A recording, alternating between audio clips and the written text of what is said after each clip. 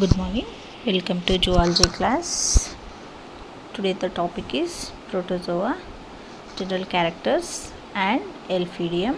My name is B. Kalpana. Okay. Protozoa are diverse group of unicellular eukaryotic organisms. The term protozoa was coined by George August Goldfuss in 1818. They are heterotrophic organisms and they do not have chlorophylls. Okay. Example: amoeba, paramecium and euglena. You can see here.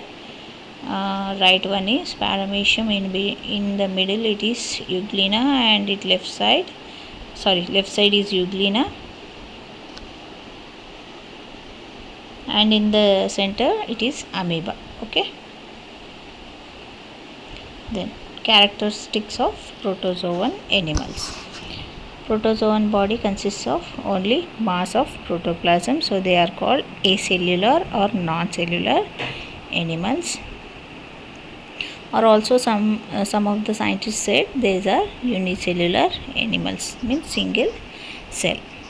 Habitat mostly aquatic, either free living or parasitic. Most of protozoans are in the size of 1 to 10 micrometer long, but Balantidium coli measure 150 micrometers. Body of protozoa either naked or covered by pellicle. Locomotion. Locomotory organ are pseudopodia or cilia, or in some cases they are absent. Nutrition. Nutrition are holophytic or holozoic or saprophytic or parasitic. Okay. Digestion is intracellular, occurs in food vacuole, means within a cell. Next, respiration. Respiration occurs through the body surface. Osmoregulation, contractile vacuole.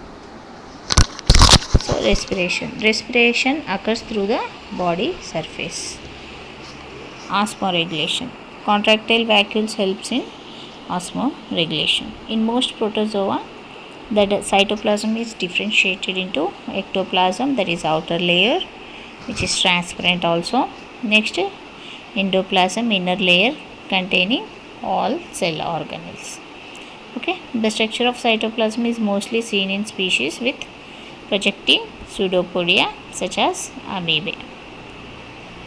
Then reproduction. Reproduction occurs by both sexual as well as asexual. Asexual by binary fission, sexual by conjugation. Okay. Nucleus may be compact with diffused chromatin or vesicular with central or eccentric karyosome, that is DNA, or peripheral chromatin, that is RNA. Respiration is mostly anaerobic. Okay. Anaerobic means absence of oxygen. Next is sporozoa. These are commonly parasitic on vertebrate animals. Okay. These are general characters are oval. Then classification of protozoa. In the classification of protozoa, first class sporozoa, commonly parasitic on vertebrate animals. Locomotory organs, contractile vacuoles are absent because parasites don't require all these parts because they don't move from one place to another mere for search of food. Okay. Body covered with pellicle.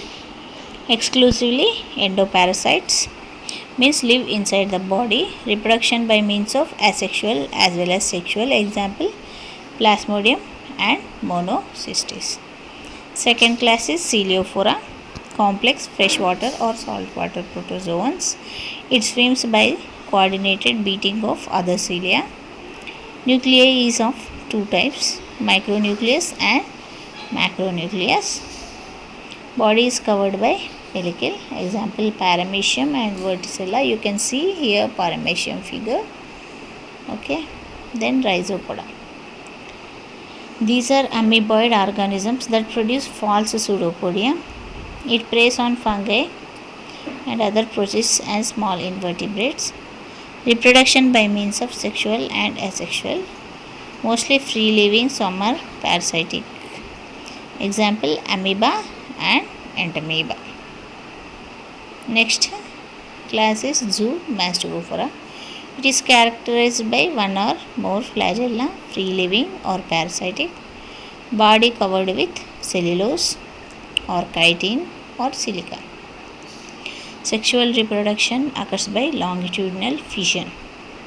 Example trypanosoma. Economic importance of protozoa. Protozoans are classified into two types based on their activities: harmful and beneficial. Beneficial protozoa. Food. Protozoa provide food for insects, larvae, worms, which are taken by fishes, and crabs, which are eaten by man. Insect control. Several protozoa control harmful insects by persisting their body. Helpful in sanitation. A large number of protozoa living in polluted water feed upon organic matters and thus purify it. Next, oil exploration. Petroleum is organic origin. The skeletal deposits of foraminifera and radiolaria are often found in association with oil deposits. In this means they help in exact location of oil. Scientific study. Many protozoans are used in biological and medical research. Harmful. Pollution of water. Drinking water in natural condition is made unpalatable by reproduction of some free living protozoa in it. Destruction of wooden articles. Some flagella like Trichonympha, Polynympha live in the gut of termites and help in cellular digestion. Reduction in fertility of soil. Protozoan feed on nitrogen fixing bacteria, thus reduce fertility of the soil. For degree students in Telangana, you have Elphidium as type study. Not Telangana, Kakatiya University, you have Elphidium is type study. We study dimorphism, shell, cytoplasm, locomotion, nutrition, reproduction and life cycle of Elphidium. See, Elphidium has pseudopodia. The central one is called prolaculum or umbo. The surrounding it shell is present. Okay. Elphidium is a marine form found creeping in seaweeds in a depth of 300 fathoms. Phylum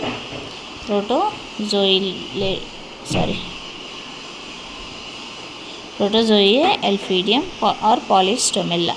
See how cute they are looking, white in color. Elphidium shell. Elphidium is also called as Polystomella. Why? Because poly means many, room-like structures. So Polystomella. It is dimorphic. Rhizopod. Dimorphic means two morphological structures. It is a unicellular microscopic protozoan, 1 millimeter in diameter. It is pale yellow in color. Lives in marine water. The body is covered by a shell. The shell is biconvex. The first formed chamber is called prolaculum. The shell contains spiral arranged V-shaped chambers, hence it's called polythalamus or multilocular. They overlap one another. These chambers show openings, hence it is perforate through these openings. Cytoplasm will come out. The cytoplasm produced into a number of reticulopodia, which will form a network. From under end of each chamber, cytoplasmic processes will develop and they directed backwards. They are called retral processes. So the first one is shell, you can see here. Second is reticulopodia and the third one is prolaculum. Actually not prolaculum, Here in this figure it is showing wrong. Actually the 3 is umbo, and left side of 3, the small first one small chamber is prolaculum. Okay, and other chambers, fifth one is retiral processes, and sixth one is pores. Okay, the chambers are filled with cytoplasm. Cytoplasm may have one or many nuclei. Contractile vacuole is absent. Mouth is absent. Cytoplasm contains food vacuoles. They take up the process of digestion. Dimorphism. Polystemella exhibit dimorphism. Two forms I already told you, megalospheric and microspheric. Megalospheric form, its prolaculum big in size. A single large nucleus is present in one of the chambers. It takes up sexual reproduction. Then microspheric, its operculum is small in size. Many nuclei are present in the cytoplasm. This form reproduces by asexual reproduction. Next, locomotion and nutrition. Polystemella show slow creeping movements. With the help of reticulopodia, it is a holozoic feeder. It eats all types of food. These pseudopodia will capture the prey. When it comes in contact with the prey, it kills the prey by secreting toxic substances. The prey is digested in the food vacuole. The digested food is absorbed in the cytoplasm. Next, reproduction of and life cycle of Elphidium. In Elphidium, Lister in 1895 observed the development of megalospheric form, sexual form, from microspheric asexual form. Okay. Megalospheric tests and consider them as gametes which through syngamy gave rise to microspheric individuals. See in the diagram you can see very clearly. This is megalospheric form. Okay, it produces gametes. First cytoplasm comes out of this shell through the pores, then in that nuclei are present. Each nuclei surrounded by cytoplasm and forms gametes. Okay, these gametes are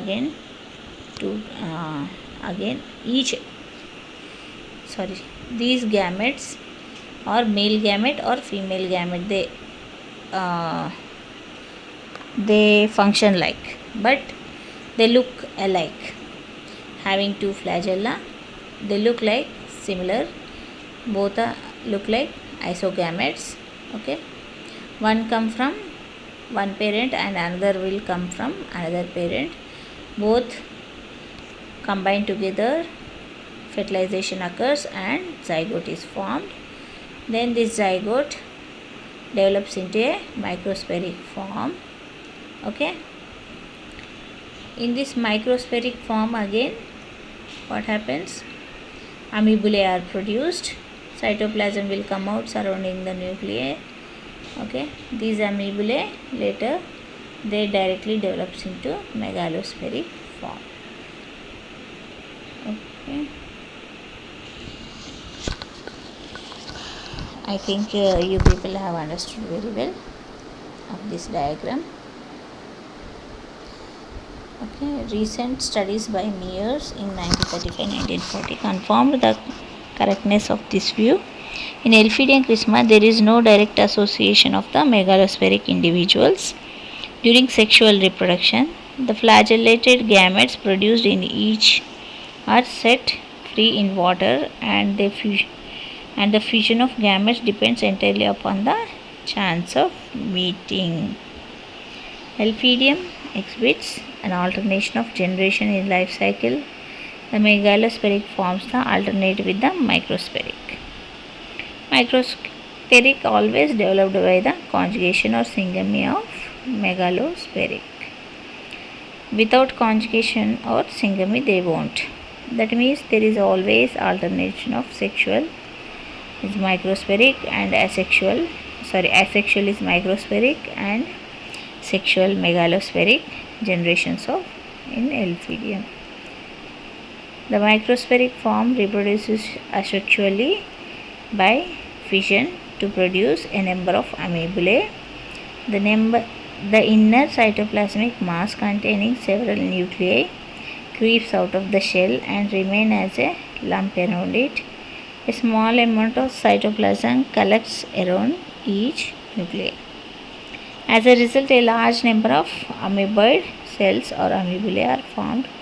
Each amoebula secretes the flocculum, forms rhizopodia, then it grows and forms other chambers of the shell and become megalospheric form.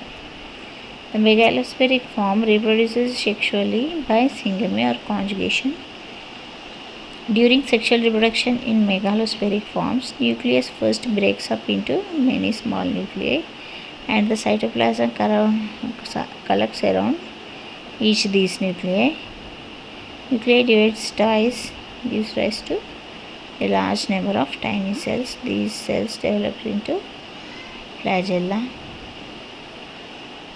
These cells develop flagella and come out of the shell. These biflagellate cells are haploid and known as isogametes. The isogametes of two different individuals fuse, conjugate in pairs to form zygote. The fusion of similar gametes is known as isogamy. The zygote thus formed developed into microspheric forms. However, the life cycle of Elphidium may be summarized in the following way.